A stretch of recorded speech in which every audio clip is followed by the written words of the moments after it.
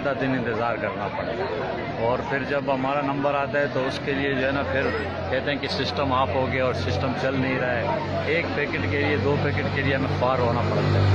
तो इससे अच्छा है कि ये सरकार जो है ये भेजे ही ना तो अच्छा है।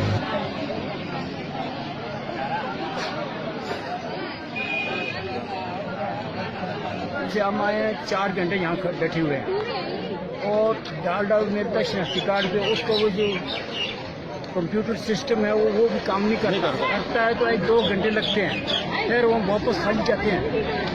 इस खुदारा इस टिकट को ख़त्म करो, लोगों को आवाम की सूरत को आसान करो। इससे अच्छा है कि ना भेजो, ठीक है, तो अपना फिर वापस जाकर महंगा लेते हैं हम।